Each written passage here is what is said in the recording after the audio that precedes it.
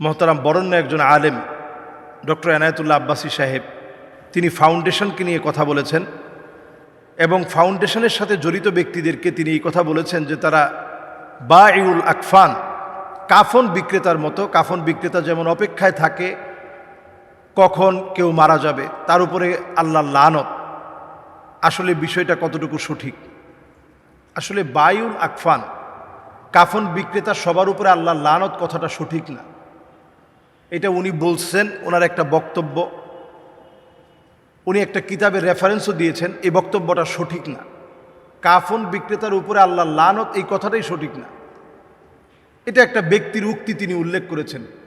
বায়ুল আকফান যারা কাফন বিক্রেতা, তারা পথ চেয়ে থাকে বিষয়টা এমন না, বরং তারা এই মানুষগুলো যারা মৃত্যু পরবর্তী সময়ে একটা মানুষের অধিকার বা হকই হচ্ছে তাকে দ্রুত আপনি দাফন কাফনের ব্যবস্থা করবেন। তো এই যে কাফনের ব্যবস্থা করবেন, এটা বিশাল সওয়াবের কাজ। তো সে তো একটা সওয়াবের কাজ করছে। এজন্য উনি যেই যুক্তি দিয়ে কাফন বিক্রেতার উদাহরণ এনে যে কথাটা উনি দাঁড় করাতে চেয়েছেন, ইস্টাবলিশ করাতে চেয়েছেন, উনার যুক্তি প্রমাণ আর দলিলটা ভুল হওয়ার কারণে পরের কথাগুলো ভুল হয়ে গেছে। পরে যে কথাগুলো তিনি বলে ফেলেছেন, আসলে ফাউন্ডেশন এই জাতির জন্য বড় একটা সম্পদ। আমি নিজে ব্যক্তিগত যতটুকুন দান করার আল্লাহ তৌফিক দিছেন, এছাড়াও আমি বেশ কয়েকটা ফাউন্ডেশনের সাথে কাজ করি। আল ওয়াহদা ফাউন্ডেশন আছে, গোরাবা ফাউন্ডেশন আছে, এরপর সদাকা ফাউন্ডেশন ইউএসএ, এরপর সুন্নাহ ফাউন্ডেশনের সঙ্গে অনেক কার্যক্রমে আমরা অংশগ্রহণ করি, আমরা একসঙ্গে থাকি। এই ফাউন্ডেশনগুলো আমাদের চিরচেনা। হাসানা ফাউন্ডেশন আছে। তো এই ফাউন্ডেশনগুলো, হাফিজি চ্যারিটি আছে, আরও যেগুলো আছে, তাকওয়া আছে, এই প্রত্যেকটা ফাউন্ডেশনগুলো যেগুলো আলেমদের দ্বারা পরিচালিত, আমি মনে করি এই প্রত্যেকটাতেই একেবারে পাই টু পাই হিসাব রেখেই কাজ করা হয়। এরপরে মানুষ হিসেবে তো আসলে একজন তো আর সব দিকে দিতে পারে না, সব দিকে যোগাযোগ রাখতে পারে না, সব দিকে দেওয়া যায় না। বাংলাদেশে হাজার হাজার মানুষ অসুস্থ আছে। তো এটার জন্য আপনি একটা ফাউন্ডেশন করেন, তো এটা তো একটা অনুপ্রেরণার একটা খাত হতে পারে, অনুপ্রেরণার একটা বাতিঘর হতে পারে যে উনি ফাউন্ডেশন করে বন্যায় কবলিত মানুষের পাশে দাঁড়াচ্ছেন, উনি ফাউন্ডেশন করে ঘরবাড়ি করে দিচ্ছেন, উনি ফাউন্ডেশন করে এই কাজ করছে, তো আমি নৌ মুসলিমদেরকে নিয়ে করব। আমি ফাউন্ডেশন করে যারা অভাবী মানুষ চিকিৎসা নিতে পারতেছে না তাদেরকে আমরা চিকিৎসায় সহযোগিতা করব। তা আপনি এই কাজটা যদি প্ল্যান মাফিক করতেন তাহলে আজকে আরও কিছু মানুষ আপনার কাছ থেকে সহযোগিতা পেত। আমরা অন্যের কাজকে ছোট মনে করি, নিজের কাজকে বড় মনে করি। এটা সাহাবায়ে কেরামের আখলাক পরিপন্থী। সাহাবায়ে কেরামের আখলাক পরিপন্থী কাজ এটি। সাহাবায়ে কেরাম আল্লাহর কাছে দোয়া করতেন, আল্লাহুম্মা জাআল ফি আইনি সগীরা, আল্লাহুম্মা জাআল ফি আইনি সগীরা, আল্লাহ আপনি আমার নিজের চোখে আমারে ছোট বানায় দেন। এরপরে দোয়া করতেন, আল্লাহুম্মা লা তুআখিযনি বিমা ইয়াকুলুন ওয়াগফিরলি মা লা ইয়ালামুন ওয়াজআলনি খায়রাম মিম্মা ইয়াযুন্নুন।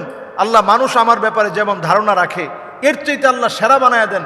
আমার যে গোপন গোপন গুনাহগুলো আছে আল্লাহ এই গুনাহগুলো আপনি মাফ করে দেন। আল্লাহ মানুষ আমাকে যেমন ধারণা করে এর চাইতে সেরা বানায় দেন, শ্রেষ্ঠ বানায় দেন। এখন আমি আপনি যদি বক্তব্য দেওয়ার ক্ষেত্রে আমি যদি বলি যে সব আমি করছি আগে, সব আমি আগে করেছি, সব আমি আগে করে ফেলেছি, আমি এই কথাটা আগে বলছি, এটাকে আরবিতে বলে আনানিয়া বা আমিত্ব। আমিত্ব একটা বক্তব্যের সৌন্দর্যকে ধ্বংস করে দেয়, আমিত্ব মানুষের ব্যক্তিত্বকে ধ্বংস করে দেয়। এজন্য আমিত্ব বাদ দিয়ে কথা বলা দরকার। আলেমদের ভিতরে অনেক সময় মনে কষ্ট আসতেই পারে। যেমন উনি বলেছেন যে আমি নৌ মুসলিম কয়েকজনকে পাঠিয়েছি, একটা টাকা দেয় না। এটা একটা কষ্টের জায়গা। আমরা পরামর্শ দিব ফাউন্ডেশনগুলোকে, তারাও যেন নৌ মুসলিমদেরকে নিয়ে কাজ করে। চিকিৎসার জন্য পাঠিয়েছি, সেখানে কিছু দেওয়া হয় নাই। ফাউন্ডেশনগুলো চিকিৎসা ক্ষেত্র নিয়েও কাজ করবে। যারা গরিব, দুস্থ, অনাথ, যারা টাকার অভাবে চিকিৎসা করাতে পারছে না, অমুসলিম হয়ে যেতে চায়, চিকিৎসার টাকা কোত্থেকে আনবে সেটা ভাবতে গিয়ে অমুসলিম হয়ে যেতে চায়, এই মানুষগুলোর জন্য চিকিৎসার ব্যবস্থা করে দেওয়া, এটাও ফাউন্ডেশনের কাজ। আমরা অন্তত নিজেরা ইনশাআল্লাহ এই কাজগুলো আঞ্জাম দেওয়ার চেষ্টা করব। আল্লাহ যেন আমাদেরকে তৌফিক দান করেন, আমাদের মধ্যকার ভুল বুঝাবুঝিগুলো যেন আল্লাহ তাআলা দূর করে দেন।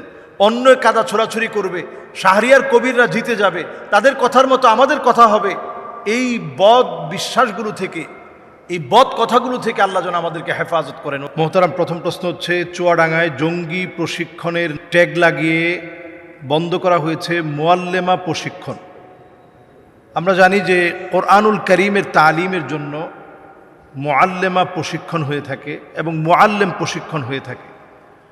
কোরআনুল কারীম সহিভাবে পড়ানোর জন্য যেন পড়তে পারে, দিনের বিষয়গুলো যেগুলো অত্যন্ত জরুরি বিষয়, এগুলো জানার জন্য অনেক সময় মুআল্লেমা ট্রেনিং করানো হয়ে থাকে এবং মুআল্লেম প্রশিক্ষণ হয়ে থাকে। এই জাতীয় প্রশিক্ষণগুলোকে যদি জঙ্গি ট্যাগ লাগানো হয়, দলীয় ব্যানার লাগানো হয় এবং দলীয় ট্যাগ দিয়ে এগুলোকে যদি বন্ধ করে দেওয়া হয়, তাহলে এটা দ্বীনের বড় ক্ষতি হবে। আমরা চাই যে আমাদের মা বোনরা কোরআনকে সহিভাবে পড়ুক। আল্লাহ রাব্বুল আলামিন পুরুষের পাশাপাশি আল্লাহ তাআলা মা বোনদের জন্য পড়াটাকে আবশ্যক করেছেন। কোরআনুল কারীম মা উলজিমা ফিহি কুলফা, যার উপরে শরীয়ত আবশ্যক, এমন প্রত্যেক নারী পুরুষের জন্য এই কোরআনুল কারীম পড়াটা কিন্তু আবশ্যক। সহিভাবে শিখা, বোঝা, এই জ্ঞান অর্জন করা এটা ফরজ। এই ফরজ জ্ঞান অর্জনের জন্য যারা বাধা হয়ে দাঁড়ালো, এই জ্ঞানের অর্জনের ক্ষেত্রে যারা বাধা দিল, আল্লাহর দরবারে আপনাদের জবাবদিহিতার সম্মুখীন হতে হবে। আমরা দেখতে পাচ্ছি যারাই জুলম করে, তাদের জুলমের একটা ধারাই হচ্ছে নানা রকমের ট্যাগ লাগিয়ে ধর্মীয় কাজকে বন্ধ করে দেওয়ার চেষ্টা করা। ইউরিদুনা লিইউতফিউ নূরাল্লাহি বিআফওয়াহিহিম, তারা তাদের ফু দিয়ে আল্লাহ রাব্বুল আলামিনের প্রজ্বলিত রশ্মিকে তারা বন্ধ করে দিতে চায়। আর তখনই আল্লাহ রাব্বুল আলামিন আল্লাহর দাওয়াতকে, রশ্মিকে আল্লাহ তাআলা আরও বেশি ছড়িয়ে দেন। তো এই জাতীয় কর্মকাণ্ড যখন হবে, হতাশার কিছু নাই। এগুলো সবগুলোই আমাদের জন্য শুভ সংবাদ বয়ে আনবে। নাসরুম মিনাল্লাহি ওয়া ফাতহুন করিব, আল্লাহ তাআলার অবিসম্ভাবী নিশ্চিত বিজয় যে সামনে, এটাই প্রমাণ করে। যারা কোরআনুল কারীমের একটা ট্রেনিংকে বাধাগ্রস্ত করে এটাকে জঙ্গি ট্যাগ লাগাবে, এটা মুসলমানদের জন্য, মুসলমানদের দেশে খুব দুঃখজনক বিষয়। আমরা বলবো যে প্রশাসন এই বিষয়ে সজাগ দৃষ্টি রেখে বরং নিজ দায়িত্বে মানুষের কোরআনকে সহি করার জন্য তারা নিজেই দায়িত্ব নেওয়া দরকার ছিল। এবং আপনাদের নিজেদের দায়িত্ব থেকেই আমাদের নারী এবং পুরুষ প্রত্যেককে কোরআন শেখানোর ব্যবস্থা করুন। এবং এই ট্রেনিংগুলোতে কি হয় আপনারা নিজেরা বসেন, বসে দেখেন। আমরা তো বলতে পারি আলহামদুলিল্লাহ, আমি নিজেও যেহেতু ট্রেনিং করেছি, এই ট্রেনিংগুলোতে কিভাবে কোরআনকে সহজলভ্য করে মানুষের সামনে তুলে ধরা যায়, সহজে শেখানো যায়, এই ট্রেনিংগুলো দেওয়া হয়ে থাকে। গুরুত্বপূর্ণ মাসআলা মাসায়েলগুলো এখানে পড়ানো হয়ে থাকে।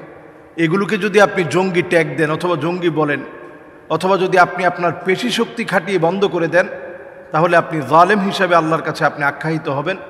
ইয়াকুমুয যুলম ফাইন্নায যুলমা যুলুমাতুন ইয়াওমাল কিয়ামা। এই ধরনের জালেমদেরকে আল্লাহ তাআলা খুব বেশি ছাড় দেন না। আল্লাহ তাআলা তাদেরকে অল্প সময় অবকাশ দিয়ে তাদের জুলুমটাকে আল্লাহ তাআলা বাড়িয়ে তোলেন। এরপরেই আল্লাহ রাব্বুল আলামিন সমূলে মূলোৎপাটন করেন। আল্লাহ রাব্বুল আলামিনের কাছে আমরা পানাহ চাই, এ জাতীয় জুলম যেন শেষ হয় এবং কোরআনুল কারীমের শিক্ষা, তালিম, এই মুআল্লিম কোর্সগুলো যেন একেবারে শান্তিপূর্ণভাবে চলতে পারে, নির্দ্বিধায় আমাদের দেশে চলতে পারে। আল্লাহ যেন আমাদেরকে বুঝটুকুন দান করে। আমরা ইদানিং দেখেছি যে একটা শিশু বাচ্চার পা পর্যন্ত মুচকে দেওয়া হচ্ছে। যদিও ইস্যুটা পারিবারিকভাবে বলতেছে যে ভুল বোঝাবুঝি হয়েছিল, আচ্ছা ঠিক আছে, অসুবিধা নেই, কিন্তু এই ঘটনাটি আমরা দেখার পর সোশ্যাল মিডিয়াতে এতটাই ভাইরাল হয়েছে এবং আমাদের প্রত্যেকের দিলের ভিতরে দাগ কাটছে। প্রত্যেকটা মানুষের দিলের ভিতরে দাগ কেটেছে। একটা নিষ্পাপ বেহেশতি মাসুম বাচ্চা, যার কোনো অপরাধের অধ্যায় এখনো শুরুই হয় নাই, যেই বাচ্চা মনের ভাব প্রকাশ করতে পারে না, কথা বলতে পারে না, এমন একটা বাচ্চার পা মুচকে দেওয়া। আমরা দিন দিন নরপিশাচ হয়ে যাচ্ছি। আমরা মানুষ হওয়ার পরেও দিন দিন আমরা অমানুষ হয়ে যাচ্ছি। মানুষের ভিতরে মানবিকতা একেবারে লোপ পেয়ে যাচ্ছে। আমরা এই সমাজের ভিতরে দেখতে পাচ্ছি শিক্ষক হয়ে ছাত্রদের সঙ্গে যে ধরনের আচরণ করা দরকার এই আচরণটা অনেক জায়গায় হচ্ছে না। আবার ছাত্ররা এতটা অমানবিক হচ্ছে, শিক্ষকের গায়ে হাত তুলছে। গতকাল এই ভিডিও ভাইরাল হয়েছে, আপনারা দেখেছেন নিশ্চয়ই, যে শিক্ষকের গায়ে গিয়ে হাত তুলেছে। এর আগে দেখলাম কিছুদিন আগে যে সন্তানকে হয়তো ম্যাডাম একটা থাপ্পড় মেরেছে, গার্জিয়ান গিয়ে ম্যাডামকে গায়ে হাত তুলতেছে। তো এই যে একটা অবস্থা আমাদের সমাজের, সামাজিক যে একটা অসঙ্গতি, আমাদের কালচারাল যে একটা আগ্রাসন, কেমন যেন আমাদেরকে ধ্বংস করে ফেলছে, গ্রাস করে ফেলতেছে। এবং মানুষগুলা এত অমানুষ এবং এত অমানবিক হয়ে যাচ্ছে। আমরা বন্যায় যখন আমাদের দেশের মানুষ পানিতে ত্রাহি ত্রাহি করছে, খাবার নাই, ক্ষুধা, যন্ত্রণা, কষ্ট, ঠিক সেই সময় আমরা দেখতে পাচ্ছি খেলা নিয়ে অনেকে মাতোয়ারা হয়ে গেছে। বৃষ্টির ভিতরে ছাতা মেলে দিয়ে এরপরে তারা খেলা দেখছে। সুতরাং আমরা অনেক বেশি মানবিক হওয়া দরকার। আল্লাহর কাছে এই মানবিকতার অনেক বেশি দাম।